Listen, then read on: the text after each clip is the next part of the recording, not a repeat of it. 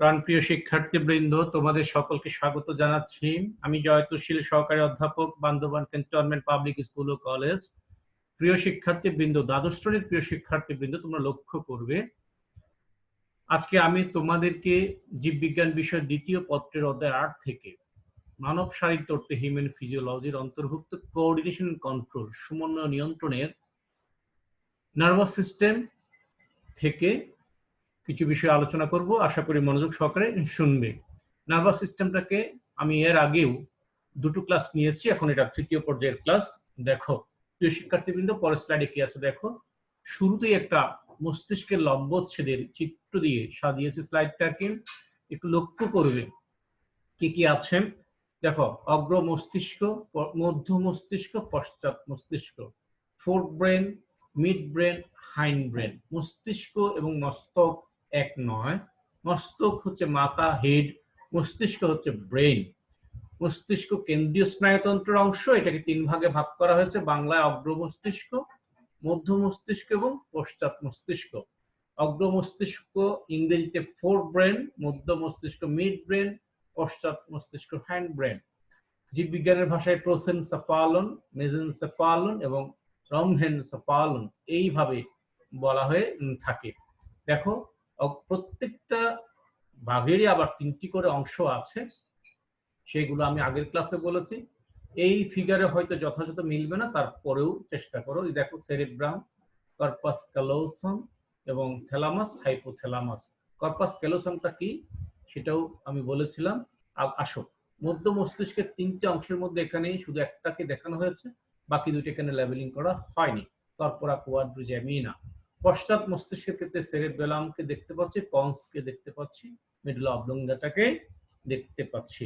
পরের স্লাইডও হতে বিষয়গুলো ঘুরে ফিরে আসবে, কিন্তু আমি ফিগারটা পরের স্লাইডে দিয়ে অন্য ফিগার দিয়েছি, সেজন্য তোমরা এগুলো একটু মনে রাখার চেষ্টা করবে, যখন আমি বলবো খেয়াল করবে, স্মরণ করার চেষ্টা করবে। দেখো, অগ্র মস্তিষ্ক আগের স্লাইডে পড়িয়েছি, আজকে মধ্য মস্তিষ্ক থেকেই পড়াবো। ডেসেনসেফালন কি বলছে? হাইপোথ্যালামাসের নিচে এবং সেরেবেলামের সম্মুখে অবস্থিত ছোট ও সংকুচিত অংশটি মধ্য মস্তিষ্ক বা কি বলছে? মেসেনসেফালন। এটি অঙ্কীয় দিকে দুটি নলাকার ও পুরু স্নায়ুরজ্জু এবং পৃষ্ঠ দিকে দুটি গোলাকার খণ্ড নিয়ে গঠিত। প্রথম দুটি হচ্ছে সেরিব্রাল প্যারাঙ্কল, এটা লেবেলিং এ দেখানো হয় নাই, এবং শেষের দুটি হচ্ছে কর্পোরা কোয়াড্রিজেমিনা, এটা দেখানো আছে। প্রতিটি কর্পোরা কোয়াড্রিজেমিনা আড়াআড়িভাবে বিভক্ত হয়ে মোট 4টি খণ্ড গঠন করে। মধ্য মস্তিষ্কের অন্তর্ভাগের তরলপূর্ণ সরু নালী হচ্ছে সেরেব্রাল অ্যাকুইডাক্ট। এই যে এখানে দেখানো আছে, এটা একটা লম্বচ্ছেদেরই অংশ। এই যে এটা হচ্ছে সেরেব্রাল অ্যাকুইডাক্ট। এটা কি আরেকবার একটু লক্ষ্য করো প্রিয় শিক্ষার্থীবৃন্দ। মধ্য মস্তিষ্কের অন্তর্ভাগের মানে ভেতরের আর কি তরলপূর্ণ একটা সরু নালী, সেই নালীকে বলা হচ্ছে সেরেব্রাল অ্যাকুইডাক্ট। ডাক্ট মানে নালী, একুই কথাটা অ্যাকোয়া থেকে, জলীয় প্রদান থেকে। এটি তৃতীয় ও চতুর্থ ভেন্ট্রিকলকে যুক্ত করে। এই যে দেখো, প্রথম ভেন্ট্রিকল, দ্বিতীয় ভেন্ট্রিকল এবং তৃতীয় ভেন্ট্রিকল, আর এটি হচ্ছে চতুর্থ ভেন্ট্রিকল। তাহলে এটা যদি চতুর্থ হয়, এটা যদি তৃতীয় হয়, তাহলে এটি যদি সেরেব্রাল অ্যাকুইডাক্ট হয়, খুব স্বাভাবিকভাবে তৃতীয় এবং চতুর্থ ভেন্ট্রিকলকে যুক্ত করেছে। এই ফিগারটাতে বেসিক্যালি যেটা দেখানো হচ্ছে, দেখো ক্যাপশন দেওয়া হয়েছে, মস্তিষ্কের বিভিন্ন প্রকোষ্ঠ বা ভেন্ট্রিকল সমূহ। এই যে প্রথম ভেন্ট্রিকল, দ্বিতীয় ভেন্ট্রিকল, তারপর কি এটা হচ্ছে তৃতীয় ভেন্ট্রিকল, এটি হচ্ছে চতুর্থ ভেন্ট্রিকল। প্রথম এবং দ্বিতীয় এই দুটাকে ল্যাটেরাল বা পার্শ্বীয় ভেন্ট্রিকলও বলা হয়। যাই হোক, তাহলে সেরেব্রাল অ্যাকুইডাক্ট কি করছে? তৃতীয় এবং চতুর্থ ভেন্ট্রিকলকে যুক্ত করে। ফাংশন বা কাজ দেখো, এটি অগ্র ও পশ্চাৎ মস্তিষ্কের মধ্যে যোগসূত্র রচনা করে, দর্শন ও শ্রবণ তথ্যের সমন্বয় ঘটায় এবং প্রতিবেদন সৃষ্টি করে। নেক্সট স্লাইডে আসো। পশ্চাৎ মস্তিষ্ক বা রম্বেনসেফালন, এটি মস্তিষ্কের পশ্চাৎ অংশ। মস্তিষ্কের তিনটা ভাগ, তা আগে বলেছি, এবং তিনটি প্রধান অংশ নিয়ে গঠিত, যেটা সেরিবেলাম, মেডুলা অবলঙ্গাটা এবং পন্স। আমি শুরু স্লাইডে দেখিয়েছি। সেরিবেলামে আসো। পশ্চাৎ মস্তিষ্কের সবচেয়ে বড়, এই দুটো বিষয়কে গুলিয়ে ফেলবে না। সেরেবেলাম, একটি হচ্ছে সেরেব্রাম। সেরেব্রামটা মস্তিষ্কের সবচেয়ে বড় অংশ, এবং পশ্চাৎ মস্তিষ্কের সবচেয়ে বড় অংশ হচ্ছে সেরিবেলাম। পরীক্ষায় সেরিব্রাম সেরিবেলামের পার্থক্য আসে, আমরা কোন একটা ক্লাসে পাবো, এটা পড়বে। পশ্চাৎ মস্তিষ্কের সবচেয়ে বড় অংশ যা সেরিব্রাল হেমিস্ফিয়ার, হেমি মানে অর্ধেক, স্ফিয়ার মানে গোলক, কারণ সেরিব্রামটা দুই ভাগে বিভক্ত, ওখান থেকে আসছে, যা সেরিব্রাল হেমিস্ফিয়ারের নিচে অবস্থিত, কুণ্ডলীকৃত ও দুটি সমগোলার্ধে গঠিত। গোলার্ধ দুটি ভার্নিস নামে একটি ক্ষুদ্র যোজকের সাহায্যে যুক্ত। কার? সেরিবেলামের। সেরিবেলামের বাইরের অংশ গ্রে ম্যাটার, ধূসর পদার্থ, ভেতরের অংশ হোয়াইট ম্যাটার, শ্বেত পদার্থ দ্বারা গঠিত হয়। শ্বেত পদার্থ কথাটা বললে সেখানে নাইলিন শীট টাইপের, অর্থাৎ লিপিড সাবস্টেন্স টাইপের, চর্বি টাইপের, সাদা উপাদান টাইপের থাকবে। পূর্ণবয়স্ক মানুষের সেরিবেলামের গড় ওজন প্রায় 150 গ্রাম। সেরিবেলাম হচ্ছে পশ্চাৎ মস্তিষ্কের অংশ, সেরিব্রাম হচ্ছে অগ্র মস্তিষ্কের অংশ। কাজ দেখো, ঐচ্ছিক চলাফেরাকে নিয়ন্ত্রণ করে ঐচ্ছিক পেশি, ঐচ্ছিক পেশি বলতে প্রাণীর ইচ্ছার উপর যার সংকোচন প্রসারণ ডিপেন্ড করে, ঐচ্ছিক পেশির টান নিয়ন্ত্রণ করে, দেহের ভারসাম্য ও দেহ ভঙ্গি বজায় রাখে, চলাফেরার ক্ষেত্রে দিক নির্ধারণ করে।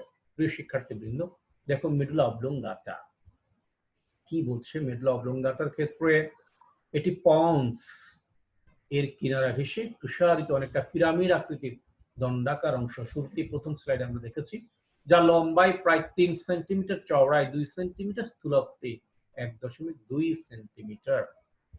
কাজটা দেখো, মেডুলা অবলঙ্গাটার কাজ হৃদস্পন্দন, শ্বসন, কলাধকরণ, কাশি, রক্তবাহিকার সংকোচন, লালাক্ষরণ প্রভৃতির স্বয়ংক্রিয় নিয়ন্ত্রণ কেন্দ্র হিসেবে কাজ করে। বমন মানে বমি করা, কি ডেফিকেশন মলমূত্র ত্যাগ,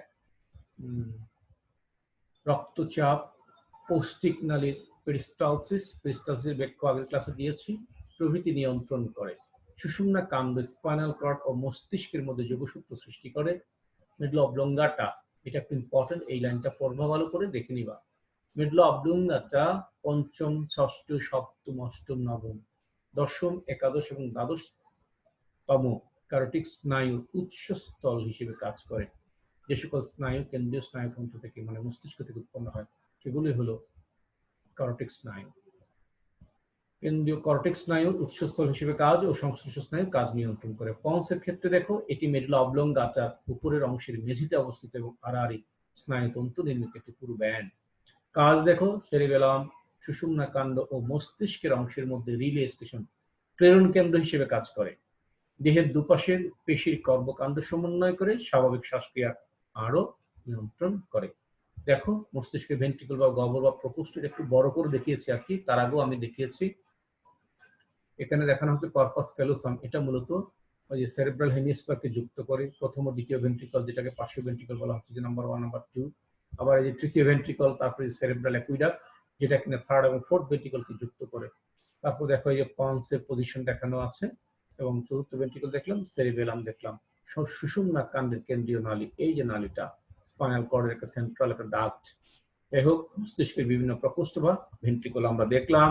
পরের স্লাইডটাতে আমরা কি যাই, মস্তিষ্কের গঠনটা কিন্তু কমপ্যাক্ট না, নিরেট নয়, এর অভ্যন্তরে লিকুইড দ্বারা ফুলফিল করা মানে তরলপূর্ণ গহ্বর থাকে, গহ্বরগুলোকে বলা হয় ভেন্ট্রিকল। ভেন্ট্রিকল শব্দটা তোমরা এ পর্যন্ত হিউম্যান ফিজিওলজিতে দুটো জায়গায় পেয়েছো, একটা হচ্ছে হার্টের ক্ষেত্রে, হৃৎপিণ্ডের ক্ষেত্রে, যেটা 4টি চেম্বারের নিচের দুটাকে বলা হচ্ছে, মানে নিচের দুটো ঠিক বলবো না, অ্যাট্রিয়ামের নিচে নিলয় বা ভেন্ট্রিকল, আবার মস্তিষ্কের যে তরলপূর্ণ ক্যাভিটি তাকেও বলা হয় ভেন্ট্রিকল। মস্তিষ্কেও 4টি ভেন্ট্রিকল, প্রথম দ্বিতীয় দুটাকে পার্শ্বীয় বলে, তৃতীয় একটা আছে, চতুর্থ একটাও আছে।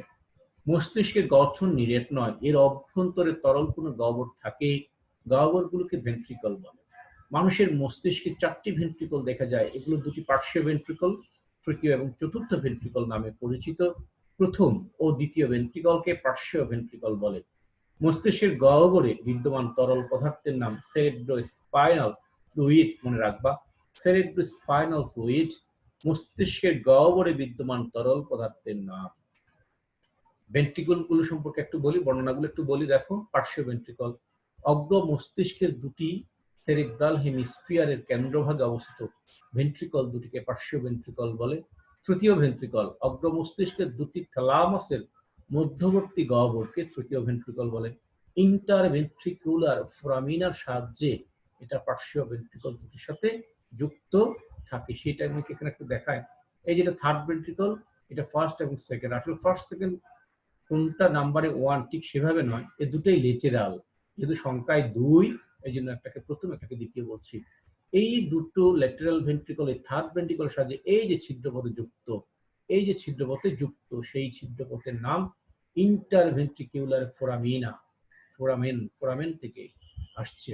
যাই হোক, চতুর্থ ভেন্ট্রিকলে আসো। এটি পশ্চাৎ মস্তিষ্কের মধ্যে অবস্থান করে সেরেব্রাল ইকুইডাক্টের মাধ্যমে তৃতীয় ভেন্ট্রিকলের সাথে যুক্ত। এই যে সেরেব্রাল ইকুইডাক্ট এটার সাথে যুক্ত, এটি চতুর্থ ভেন্ট্রিকল। দেখো, সেরেব্রাম ও সেরেবেলামের পার্থক্য এটা তোমাদের বইয়ে দেওয়া আছে, ওখান থেকে আমি নিয়েছি। একটু পড়তে হবে, এই প্রশ্নটা পরীক্ষায় আসে এবং খুব বেশি আসে তা না, তবে আসে, চলে আসে, তোমাকে বিড়ম্বনায় ফেলে দেবে। কারণ তোমার 3টা প্রশ্ন তুমি বেশ ভালোভাবে পারছো, এটা হয়তো পড়ো নাই, এই জন্য তুমি লিখতে পারবে না, এটা পরীক্ষায় আসে। সেরেব্রাম সেরেবেলামের পার্থক্য দেখো। তুলনীয় বিষয়, সেরেব্রাম সেরেবেলাম সাজিয়েছে কিসের অংশ? সেরেব্রাম অগ্র মস্তিষ্কের, সেরেবেলামটা পশ্চাৎ মস্তিষ্কের। আকার ও খণ্ড, সেরেব্রাম মস্তিষ্কের অংশগুলোর মধ্যে বড় ও 4টি খণ্ড বা লোব আছে। সেরেবেলামের ক্ষেত্রে পশ্চাৎ মস্তিষ্কের বড় অংশ, কোনো খণ্ড বা লোব নেই। এখানে একটা বেশি খেয়াল করুন, সেরেব্রাম টোটাল মস্তিষ্কের যতগুলো অংশ আছে তার মধ্যে সবচেয়ে বড়, আর সেরেবেলাম শুধু পশ্চাৎ মস্তিষ্কের সবচেয়ে বড় অংশ।